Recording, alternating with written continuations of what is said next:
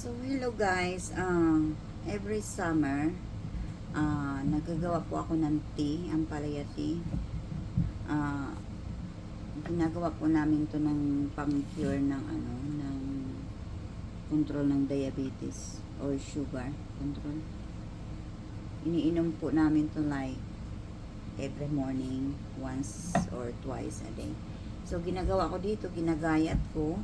Tapos, dinidehydrate ko po siya. Ito po, may nagayat na po ako. Ganun lang po yung ginagawa namin.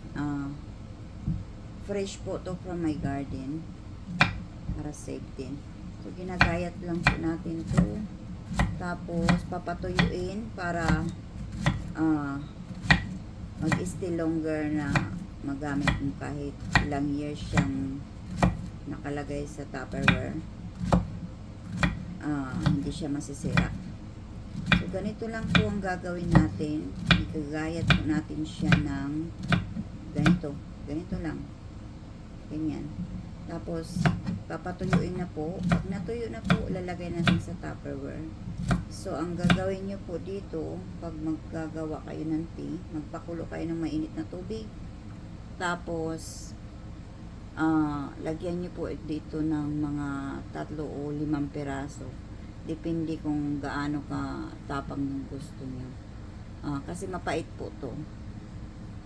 Pero legit po to siya na talagang nakakakontrol sa sugar. Na hindi ka na ma-end up ng insulin or medication. Ganito lang po yung ginagawa namin. So, I'm just sharing this kasi para mayroon din mga idea yung mga may problema sa matataas na sugar. So, ganito lang po yung gagawin natin. Wala pong chemical pa to kasi galing lang po to sa garden. Fresh po siya. So, maganda talaga to. Kahit itry nyo po, tapos like inumin nyo po to siya ng ngayon, tapos after 1 hour check nyo po yung sugar nyo, bababa po agad yan. Ganon po siya ka-effective. So sana makatulong ako sa inyo, sa mga may mga matataas na sugar. Ganito lang po yung gagawin natin. Igagayat lang po natin to. Ganito lang. Yan, ganyan. Tapos i-dehydrate niya po natin.